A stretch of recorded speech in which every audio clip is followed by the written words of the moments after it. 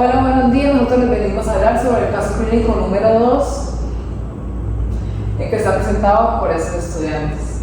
Entonces, en nuestro caso decimos que es una paciente femenina de 45 años que llega a servicio de urgencias por presentar dolor abdominal intenso acompañado de náuseas, vómitos, diaforesis profusa y disnea. La paciente refiere tener una dieta alta en grasas y también que tiene una falta de aire al realizar algún esfuerzo. Niega alcoholismo y algún trauma reciente. En los antecedentes tenemos los primeros que son los patológicos que tienen que ya es diagnosticada con dislipidemia desde hace 3 años y con una obesidad tipo 1. Acompañado de esto tiene antecedentes quirúrgicos, una cesárea de hace 15 años, toma de medicamentos simvastatina, 20 miligramos, sin embargo esto lo hace de manera irregular. En los antecedentes familiares tenemos que la madre padece de diabetes mellitus tipo 2 y el padre, al igual que ella, padece de dislipidemias y de alergias. La paciente no refiere a ninguna alergia. Entonces, al llegar a urgencia se le hace los exámenes físicos, que en la parte de la cabeza y cuello no se hagan anomalías diferentes pues, a la diaforesis que la paciente llega. En el tórax hay murmullos vesiculares presentes, sin rales y la frecuencia respiratoria es de 22. En la parte del corazón hay ruidos cardíacos taquicárdicos sin soplos aparentes. En el abdomen no hay nada diferente pues, al dolor a la palpación profunda en el epigastrio. Y las extremidades se encuentran sin edemas, con pulsos palpables y simétricos. Entonces, el enfoque bioquímico lo va a presentar María Alejandra Aguilar Rincón, acompañada de Carolina Tobo Quintero, y junto con María Fernanda Esteban Villamizar y de Valentina Quintanilla Carvajal, en general de sus diapositivas. Entonces, lo primero que se realizó a la paciente fueron los signos vitales, en los cuales encontramos que tenía una frecuencia cardíaca elevada, una presión arterial de igual manera elevada, la frecuencia respiratoria también elevada y temperatura elevada. Es decir, la paciente estaba taquicárdica, hipertensa y con taquipnea y con febrículas. Y aparte, pues a la paciente, como ya está diagnosticada con obesidad tipo 1, se le midió el peso y la talla y se le calculó el índice de masa corporal, que dio 33,2, que pues concuerda lo que dice porque la clasifica con obesidad tipo 1. Entonces, primero, ¿qué es la obesidad? La obesidad se define como el exceso de grasa corporal que puede deberse a 2 factores. El primero, que es por factores genéticos, y el segundo, que es por factores ambientales. Ese es el que podemos relacionar más con nuestra paciente, porque nuestra paciente refiere que tiene una dieta alta en grasas. Entonces, este exceso de grasa corporal me puede generar daños en el adipocito. Entonces, uno de los cambios que puede generar es la hiperplasia. La hiperplasia se define como el aumento en la cantidad de adipocitos. Esto no va a tener ninguna anomalía en el funcionamiento, es decir, los adipocitos van a funcionar de manera normal. La otra anomalía que puede llegar a causar, que es pues la más importante, por decirlo así, es la hipertrofia, que es cuando este adipocito va a aumentar de tamaño. Como va a aumentar de tamaño, va a dañar su funcionamiento. Por eso es que es como la más importante, de la que hay más hay que tener cuidado. Esta hipertrofia, lo que me puede llegar a pasar es un perfil proinflamatorio, una posible resistencia a la insulina, la secreción de diferentes adipoquinas y un posible estrés oxidativo por el funcionamiento anormal de estos adipocitos. Entonces, como ya les dije, la obesidad me puede llegar a generar una inflamación. ¿Por qué? Primero, pues al haber un aumento, normalmente a la edad que tiene la paciente, que es de 45 años, que el cuerpo esté haciendo una adipogénesis, es decir, generar nuevos adipocitos, es muy poco probable. Entonces, lo más común es que esta obesidad se deba a una hipertrofia. Entonces, esta hipertrofia, que es el aumento en tamaño de los adipocitos, lo que me va a causar es una posible hipoxia local. Esta hipoxia local me va a causar un estrés que puede ser por el retículo endoplasmático y a su vez me va a generar especies reactivas de oxígeno. Y todo esto me va a generar la infiltración de los macrófagos. Cuando yo tengo una infiltración de macrófagos, van a empezar a generar citoquinas proinflamatorias, que ya las conocemos, que es el factor necrótico tumoral alfa, la interleuquina 6 y la interleuquina 1. Por lo cual, pues esto va a ser como un círculo, entonces siempre van a generar las mismas citoquinas proinflamatorias, entonces siempre va a estar en un proceso inflamatorio. Por eso es que la obesidad también se le conoce como la inflamación crónica de bajo grado. A su misma vez también les dije que posiblemente podrían generar una resistencia a la insulina. ¿Esto por qué?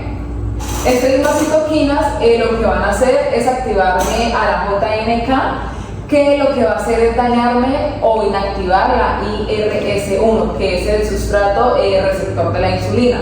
Por lo cual, pues si yo estoy generando citoquinas muchas veces, voy a estar activando muchas veces este JNK y la restricción de la insulina pues se va a ver afectada, generándome una posible resistencia a la insulina. Y pues la resistencia a la insulina no solamente se basa en tener la glucosa elevada, sin embargo me puede llegar a causar diferentes anomalías como las veremos más adelante, o complicaciones. Entonces, el otro examen que se le hizo a la paciente fue un perfil lipídico, en lo cual se midieron el colesterol, el LDL, HDL, triglicéridos y la lipoproteína A. La lipoproteína A es muy importante medirla, se recomienda medirla aunque sea una vez en toda la vida, ya que esta está totalmente ligada a factores genéticos. Entonces ahí uno podría llegar a descartar si el problema que mi paciente llega a tener es por una dislipidemia primaria o una dislipidemia secundaria. Tenemos el colesterol total, el LDL y los triglicéridos fuera del rango esperado. Este lo podríamos llegar a clasificar como una dislipidemia mixta. Bueno, una dislipidemia mixta secundaria, por lo que ya les dije, la lipoproteína A pues se encuentra en un valor normal. Entonces, ¿cómo se mide la lipoproteína A? La lipoproteína A se va a medir por un método que se llama turbilates. Entonces, ¿qué es lo que se hace? Primero, yo tengo que preparar el reactivo. Entonces, son las partículas de látex que las tengo que sensibilizar, entre comillas, con los anticuerpos anti-lipoproteína A. Después de que yo ya tengo este primer reactivo, yo pongo el látex sensibilizado contra el suero del paciente. Entonces, si en mi suero del paciente yo tengo la lipoproteína A, estas se van a unir con los anticuerpos anti-lipoproteína A. Se van a generar unos complejos agregados que van a generar una aglutinación que posteriormente se van a medir por una medición óptica. Entonces, ¿qué va a generar? A una menor concentración de lipoproteína A va a haber una menor aglutinación, es decir, más luz va a pasar. Y de manera contraria, a una mayor concentración de lipoproteína A, más agregados y una menor luz va a pasar. Luego estos resultados se van a visualizar por una calibración que directamente nos colaborará a hacer el equipo. Y por otro lado hay que tener en cuenta que nuestra paciente tiene los triglicéridos sobre 1000, entonces normalmente lo que se hace en un laboratorio es medir el LDL calculado. Sin embargo, esta fórmula no es muy efectiva cuando se encuentran los triglicéridos mayores a 400, por lo cual se tiene que hacer la LDL, medición del colesterol de LDL de manera directa. Entonces, ¿qué es lo que se tiene que hacer? Bueno, se sabe que el colesterol lo podemos encontrar en diferentes lipoproteínas y que estas lipoproteínas se van a diferenciar por las apoproteínas que tengan en su superficie. Entonces, tenemos que en nuestra muestra del paciente pues van a haber diferentes, entonces va a estar HDL, VLDL, y LDL. Lo primero que voy a hacer es poner el suero del paciente contra el primer reactivo. Este primer reactivo va a tener una afinidad con todas las apoproteínas diferentes a las apoproteínas pertenecientes a la LDL. Después de que yo tengo estas lipoproteínas como encapsuladas, por decirlo así, la única lipoproteína que va a tener libre es la LDL. Entonces, después de esto voy a activar otro reactivo que lo que me va a hacer es degradar el colesterol que está en esta LDL para que después pueda ser medido gracias a diferentes enzimas que están en esto. Entonces, ahora sí, ¿por qué también voy a tener un aumento en los triglicéridos? Entonces, primero voy a tener un alto flujo de ácidos grasos libres. ¿Esto por qué? Por la posible resistencia a la insulina que esté generando mi paciente. En condiciones normales, la insulina lo que va a hacer es suprimir la lipólisis. Pero como yo tengo una resistencia a la insulina, esa supresión se va a inhibir. Entonces, técnicamente voy a impedir la supresión a la lipólisis. Entonces voy a tener un alto flujo de ácidos grasos libres. También una lipogénesis de nuevo. ¿Por qué? Porque se va a ver estimulada esta enzima que es la encargada de la lipogénesis de nuevo. Es decir, generar ácidos grasos de moléculas que no sean ningún líquido. Y también como mi paciente lo estaba refiriendo, ella tiene un alto consumo de comidas altas en grasas, por lo cual también va a tener un flujo de ácidos grasos libres, sin embargo no por la resistencia a la insulina, sino por el consumo que tiene mi paciente. Entonces, ¿qué es lo que va a pasar en el hígado? El hígado se va a inundar de sustratos, es decir, pueda tener demasiados ácidos grasos libres, por lo cual también va a generar bastante abundancia de triglicéridos. Entonces, como los triglicéridos no se pueden liberar directamente a la sangre por lo que son lipofóbicos, entonces lo que va a hacer el hígado es protegerlos con una proteína B100. Y esta, pues lo que me va a generar también es una alta cantidad de VLDLs hacia el torrente sanguíneo. Entonces, al tener tanta cantidad de VLDLs y todas las patologías que tiene anteriormente mi paciente, sabemos que también la lipoproteína lipasa, que es la encargada de degradar estas VLDLs, pues no se va a ver activada, por lo cual voy a tener también un aumento de los triglicéridos directamente por la VLDL que está elevada. Entonces, también hay que tener en cuenta que por un protocolo que hay del manejo de las dislipidemias, es importante hacer la escala de riesgo cardiovascular que tenga mi paciente. Entonces, donde se tomaron diferentes factores que son edad, consumo y alguno de tabaquismo. Entonces, mi paciente dio como resultado 4,4 y 5,3, está entre ese rango. Entonces tiene riesgo de sufrir un evento cardiovascular, sin embargo este riesgo es moderado. Entonces, por lo cual se recomienda tratarse con estatinas de intensidad moderada para llegar a reducir el riesgo de sufrir algún evento cardiovascular. ¿Qué es la simvastatina? Mi paciente había dicho que tomaba simvastatina de 20 miligramos. Esta sería la indicada para tratar lo que mi paciente tiene, la que es la encargada de inhibir la HMG-CoA reductasa. Sin embargo, hay que tener en cuenta que como mi paciente no la está tomando de manera constante, pues no podrá tener un efecto efectivo. Por último, tampoco hay que olvidar que la simvastatina va a tener un efecto bueno solamente sobre el colesterol, no es muy efectiva para los triglicéridos, que es lo más elevado que tiene mi paciente, por lo cual se recomendaría también la medicación con fibratos. Entonces, ellos, ¿qué es lo que van a hacer? Ellos van a activar la PPAR-alfa, y entonces esto, ¿qué es lo que me va a generar? Una alta producción de la apoproteína A1 y la apoproteína A2 en los hepatocitos, que estas son las que están directamente relacionadas con el HDL. Entonces, el HDL se va a aumentar en plasma y pues va a hacer su función normal, que es el transporte reverso, es decir, el colesterol que se encuentra en los vasos sanguíneos, en los tejidos periféricos, lo va a devolver hacia el hígado, también pues ayudando a evitar el riesgo cardiovascular. Lo otro va a disminuir la síntesis de la proteína C11, y de igual manera va a aumentar la producción la expresión de la lipoproteína lipasa, que ya les había dicho que era también riesgoso porque no se estaba degradando la VLDL. Entonces, estas dos juntas lo que me va a hacer es aumentar, a capturar los ácidos grasos libres, aumentar la oxidación de estos mismos ácidos grasos en las células musculares para indirectamente disminuir los triglicéridos en plasma. Esto mismo, aparte de hacerse en las células musculares, también se haría en los hepatocitos, que también me ayudaría entonces a disminuir la síntesis de los triglicéridos. Bueno, continuando con el caso clínico, entonces les voy a hablar un poquito sobre epidemiología del hígado alcohólico.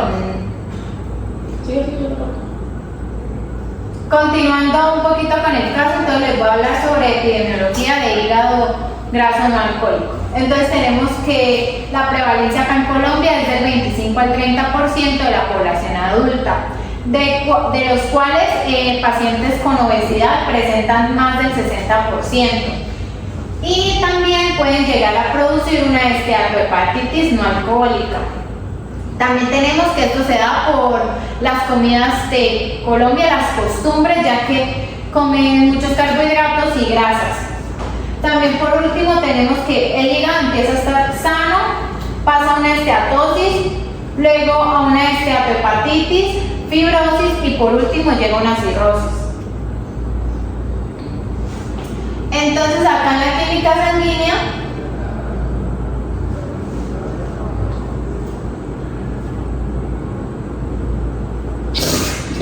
Malena se pasan solas y fuera que pasara una, pasan todas. No será tocar hacerlo recortamos. Sigan ahí todo. Bueno, entonces ya teniendo aquí la química sanguínea, tienen clase ya.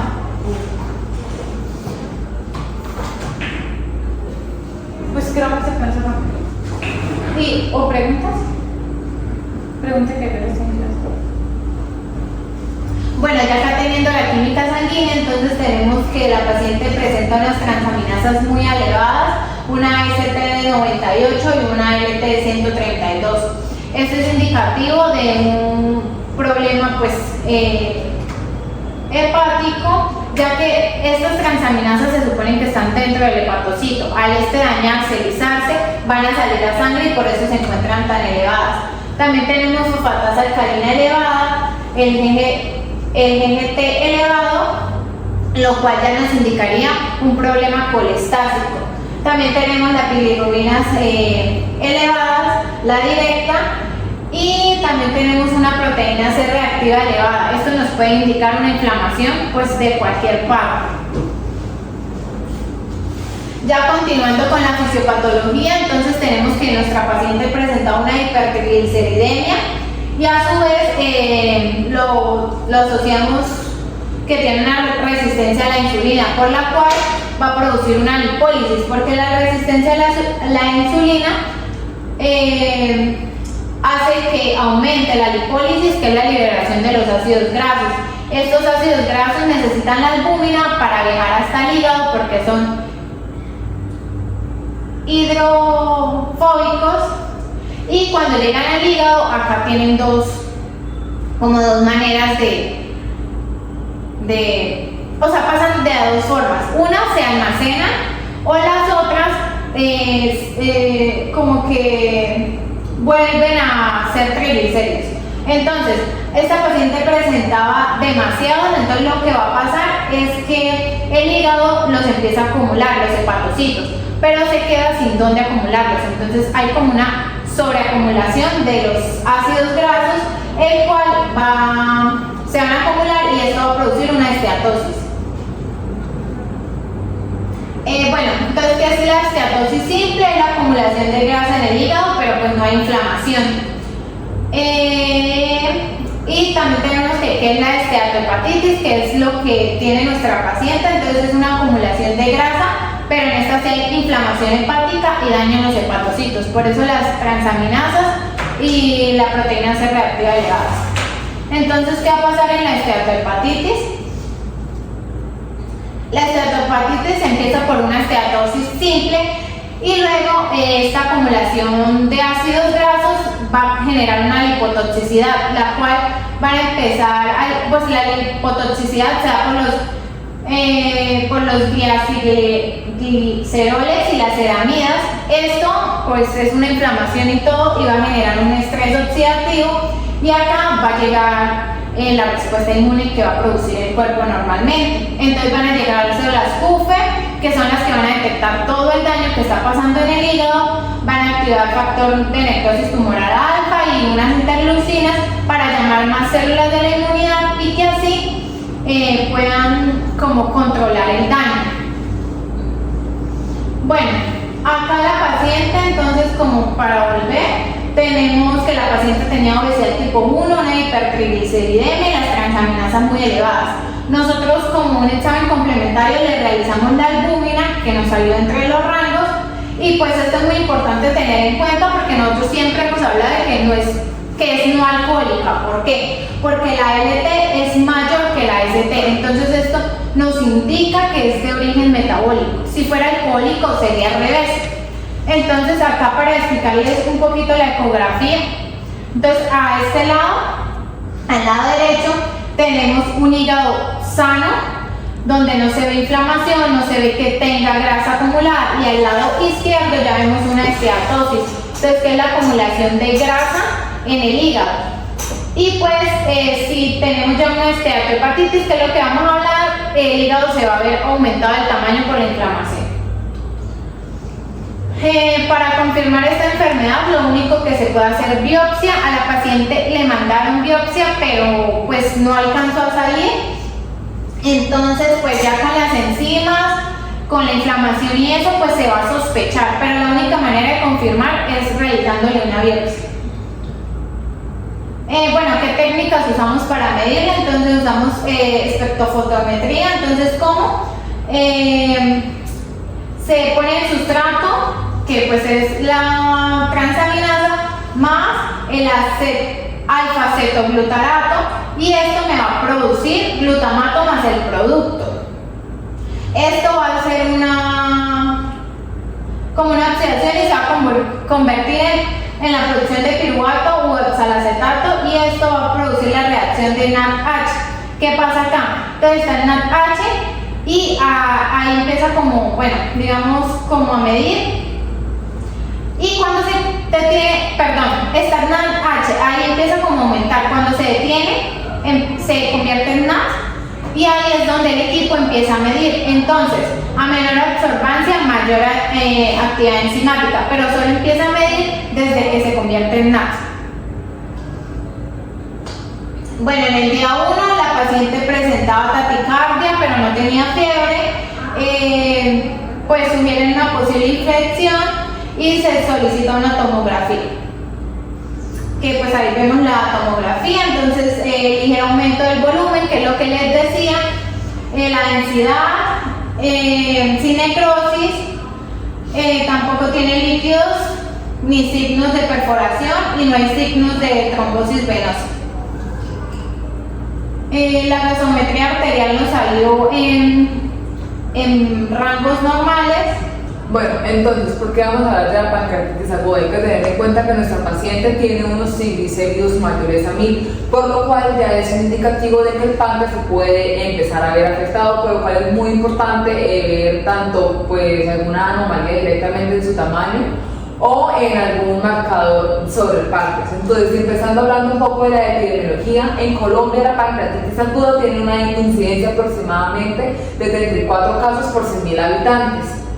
Entonces, esto va a afectar especialmente a adultos mayores, es decir, entre 60 y 65 años, y va a tener un mayor riesgo en hombres, pero una mayor prevalencia en mujeres. Hay que tener en cuenta también que la etiología se puede ver pues a dos cosas. La primera y la más esencial pues es el consumo de alcohol, la primera y la más esencial es la litiasis biliar, y el segundo puesto se lo va a agregar entonces el consumo ahora sí de alcohol. Bueno, también hay que tener en cuenta que la distribución de la severidad se va a ver de diferentes formas, porque del 80 al 85% se va a generar de una forma leve. A diferencia pues del 20 al 30% se vería de una forma que sea moderada o puede llegar a ser hasta severa. Y en cuanto a la mortalidad, hasta un 5% de este 80 a 85%, un 5% puede llegar a generar mortalidad, y de este 20 a 30% puede llegar hasta un 35% de mortalidad. ¿Cuál va a ser el impacto clínico que tenga esta pancreatitis? Es que tiene una alta tasa de hospitalización y también puede llegar a generar fallas orgánicas y complicaciones sistémicas. Entonces, la pancreatitis aguda es denominada como un proceso inflamatorio que se va a caracterizar por la activación temprana o prematura de enzimas digestivas dentro del páncreas. ¿Esto qué me va a llegar a ocasionar? La autodigestión del tejido pancreático. Entonces, este evento inicial empieza en la célula acinar. Entonces, se van a ver como diferentes procesos. El primero es la alteración del calcio intracelular. ¿Qué es lo que me va a ocurrir? El aumento pues, sostenido del calcio, que me puede llegar a generar dos diferentes complicaciones. La primera es una fusión anormal, entonces el lisosoma con los gránulos del zimógeno pues no va a llegar como a una fusión correctamente. Luego, ¿qué es lo que va a generar? La cafepsina B va a activar el tripsinógeno a tripsina, que me va a generar de eso una diferente cascada enzimática. Entonces voy a tener una elevación de tripsina, proelastasa, quimiotripsinógeno y fosfolipasa A2. Asimismo me va a llegar a generar una muerte celular de ACEAR, es decir, la célula donde todo inicia. Asimismo también me puede generar, pues, esta muerte celular, puede deberse a diferentes procesos. Como ya los conocemos, pues la apoptosis, que es como un proceso ya programado, inflamatorio, la necrosis o la piroptosis, que es, la piroptosis es cuando directamente el núcleo es el que se ve inflamado y directamente ahí es donde, entre comillas, se estallan y llegan a morir. Y la toxicidad lipídica. Entonces, primero terminando de hablar sobre la necrosis, esta necrosis me va a llegar a generar alteraciones microvasculares. Entonces, ¿qué me va a generar? Una vasoconstricción que me puede llegar a generar, pues en casos más avanzados, una microtrombosis, y eso mismo pues una isquemia. Entonces, esto que me puede llegar a generar consecuencias sistémicas, que es el síndrome de respuesta inflamatoria sistémica, o más conocido como el SIRS, que me puede generar en casos más avanzados una falla multiorgánica. Hay que tener en cuenta que cualquier afectación que se vea pues en estas células me puede llegar a generar una falla multiorgánica. Ya lo vimos desde la parte de la necrosis. Aparte, otra muerte celular está por la toxicidad lipídica. Como ya sabemos, tiene un exceso de triglicéridos, que es lo que más está relacionado con una posible pancreatitis. Entonces, ¿qué es lo que va a generar? Estos triglicéridos se van a convertir en ácidos grasos libres por la actividad de la lipasa pancreática. Y esos ácidos grasos libres me van a generar, se van a pasar de ser ácidos grasos libres a ácidos grasos triglicéridos. Entonces me va a generar pues calcio, que me va a generar una necrosis de la grasa, que también se conoce como una saponificación, que me genera una saponificación, y una hipocalcemia. Volviendo a la cascada enzimática, aparte de la muerte celular, también puede llegar una respuesta inflamatoria y una muerte celular. ¿Esto por qué? Porque se van a activar los factores de transcripción como la NF-κB y posteriormente me va a generar la producción de citoquinas proinflamatorias, que es el factor necrótico tumoral alfa, la interleuquina 1 y la interleuquina 6, que me va a generar un infiltrado de células inmunes como macrófagos y neutrófilos. Asimismo, me va a generar una alteración microvascular, que como ya lo vimos antes, me va a generar una vasoconstricción, unos posibles microtrombos, una hipoxia y una posible isquemia, de igual manera llegándome a una falla multiorgánica. Y eso fue la parte de una función anormal. Y también me va a llegar a generar una disfunción mitocondrial, en los que voy a generar pues un estrés oxidativo y una pérdida de energía. ¿Por qué? Porque voy a tener una caída de producción de ATP, que me va a generar la especie reactiva de oxígeno, generándome pues asimismo también lo mismo, una respuesta inflamatoria, unas microvasculaciones, para llegar a una posible falla multiorgánica gracias a un CIRS. Bueno, en el día 2 la paciente presenta una parcial mejoría abdominal, sin embargo mantiene pues la ictericia en la piel y en los ojos, y se indica la toma de paraclínicos y una revaloración de los resultados. Bueno, entonces acá tenemos el perfil hepático. Entonces la bilirrubina total se encuentra elevada, esto a expensas de la bilirrubina directa, que también se encuentra elevada. Tenemos una fosfatasa alcalina elevada con una GGT elevada, esto indicando un componente colestásico. Y las transaminasas siguen elevadas, esto indicando el daño hepático, que ya vimos anteriormente. Bueno, ahora hablando un poquito más de la colestasis, esta es secundaria a la pancreatitis, que dijo mi compañera anteriormente. Entonces la paciente desarrolla una colestasis extrahepática extendida como una alteración de flujo biliar secundario a una obstrucción mecánica en la vía biliar principal. También tenemos que fisiológicamente la biliar es sintetizada por los hepatocitos a partir de la bilirrubina conjugada, la directa, la que se encontraba elevada.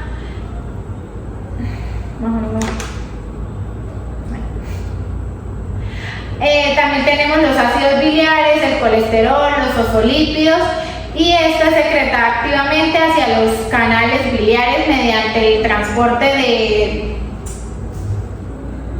de BSP y MRP2. Posteriormente fluye a través de los conductos biliares intrahepáticos y extrahepáticos hasta el colédoco. Bueno, acá en la imagen lo pueden observar. También tenemos que...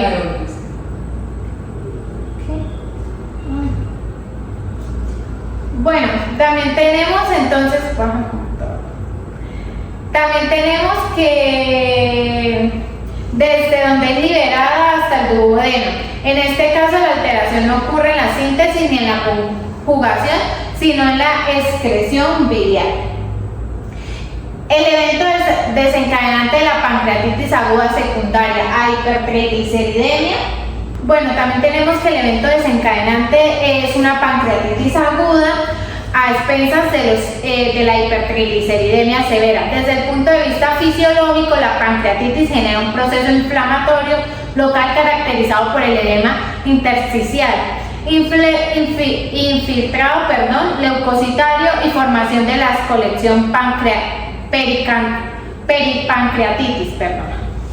En esta paciente la tomografía evidencia, anteriormente vimos la tomografía y esta evidenció una colección de la cabeza del páncreas, región anatómica donde se encuentra la íntima relación con el colédoco del trayecto supraduodenal. También tenemos entonces el aumento del volumen de la cabeza pancreática secundaria al edema y a la inflamación. Produce una compresión extrínseca y un colédoco, lo que genera una obstrucción parcial o completa del flujo biliar. Esta obstrucción impide... Vamos, no te rías, le iba a decir. Es que una compresión extrínseca y un colédoco. Amor, es que no me gusta, yo me inventé las palabras. Eso como... Te vale, ya déjala así. Bueno, esta obstrucción impide el paso de la bilis hacia el duodeno, provocando su acumulación retrógrada en los conductos biliares y en el hígado. Como consecuencia se va a incrementar la presión intraductal y se altera el gradiente de concentración necesario para la secreción biliar, lo que favorece el reflujo de componentes biliares hacia la circulación sistémica. Pues también tenemos, desde el punto de vista bioquímico, esto se traduce en un patrón colestático caracterizado por la elevación predominante de la bilirrubina directa, que era la que teníamos elevada en 3.9 miligramos sobre decilitro, indicando la bilirrubina ha sido adecuadamente conjugada por los hepatocitos, o sea, el hígado se está sirviendo, pero no puede ser excretada hacia la bilis debido a la obstrucción que hay. Paralelamente a la elevación significativa de la fosfatasa alcalina, que estaba en 520 unidades sobre litro, unidades internacionales sobre litro, refleja inducción enzimática a nivel de epitelio biliar, secundaria a la retención biliar y al aumento de la presión de conductores. La GGT también la teníamos elevada en 410 unidades internacionales sobre litro, confirma el origen hepatobiliar de la alteración y descarta otras fuentes de fosfatasa alcalina como el tejido óseo. Bueno, también tenemos que a nivel celular la acumulación de ácidos biliares y otros componentes de la bilis genera efectos citotóxicos sobre los hepatocitos, incluyendo alteración de membranas, difusión mitocondrial y estrés oxidativo. Sin embargo, en este caso, el daño hepatocelular es secundario y menos predominante que el patrón obstructivo, lo cual se evidencia en las elevaciones de las transaminasas en comparación a otras enzimas colestásicas. Acá tenemos los criterios de Atlanta. Entonces tenemos que el diagnóstico de la pancreatitis aguda se basa en la clasificación de Atlanta revisado y que requiere la presencia de menos de 2 de los siguientes criterios: dolor abdominal, que lo tenía la paciente, definido como una molestia epigástrica que a menudo se irrita hacia la espalda, nivel de amilasa lipásica sérica 3 o más veces superior al límite normal, y hallazgos de imagen compatible con pancreatitis en ecografías, tomografías computarizadas y resonancias, que pues esto también lo vimos en la paciente. Ya la gasometría arterial, entonces nos sigue dando dentro de los valores normales. En el día 3, entonces, una mejoría del dolor, seguía con taquicardia, y al examen físico se le dieron limitaciones en la movilidad y hubo un abdomen con timpanismo y dolor a la palpación.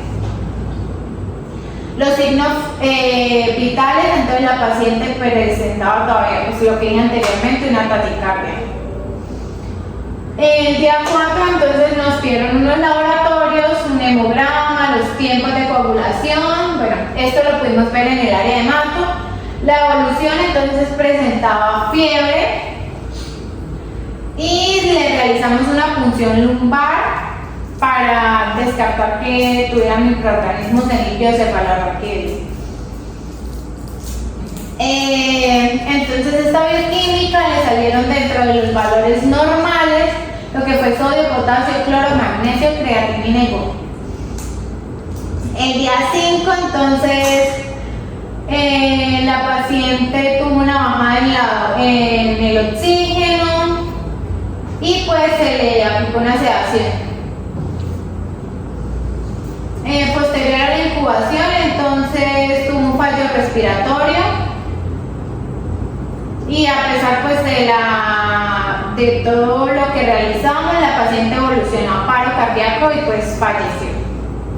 Y post-morte nos llegaron esta bioquímica que ya tenía creatinina y boom elevados, y pues la proteína C reactiva la tenía demasiado elevada.